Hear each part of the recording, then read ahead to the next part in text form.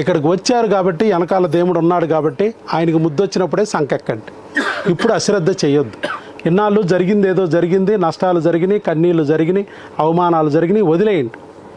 ఇక అప్పుడు దేవుడు లేడు, దెయ్యం ఉందని ఎత్తి మీద. ఇప్పటికైనా దెయ్యాన్ని మళ్ళీ రానియొద్దు. అదే దేవుణ్ణి గట్టిగా పట్టుకుని ప్రయత్నం చేయండి. భర్తని భార్య, భార్యని భర్త ఇద్దరు ప్రేమగా ఉండేటట్టు చూసుకోండి. అలాగే సరైన ఆహారం తీసుకోండి. నేను ఒక బుక్ రాశాను, మీరు అమ్మా నాన్న కాగలరని. అలాగే వీడియోలు ఉన్నాయి ఎక్కటి హబ్ అనే ఛానల్లో. మన మేడం గారు, మా ఆవిడ పావని మేడం 500 వంటలు మీకు చేసి చూపించారు. ఎలాంటి వంటలు అయినా చేసుకోవచ్చు. మీరు అవి చూసుకోవడం, మీకు నచ్చిన వంట చేసుకుని తింటాం. ఆ రెండు కలిపి భార్యాభర్తలు ఇద్దరు కలిసి చక్కగా ఒక క్యాండిల్ వెలిగించుకుని అచ్చికా బుచ్చికా కబుర్లు చెప్తూ క్యాండిల్ లైట్ డిన్నర్ లాగా చేయటం అంతే. ఇష్టమైన భార్యతో భర్త, భర్తతో భార్య ఇష్టమైన వంటలు తింటూ సుఖపడితే చాలు, పిల్లలు పుడతారు. మీరేం కష్టపడుతున్నారు?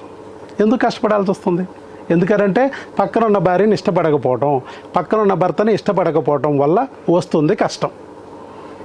అందుకని భార్యాభర్తలు ఇద్దరూ ప్రేమగా ఉండాలి. మన ఫార్ములాలో అది చాలా ప్రధానమైనది.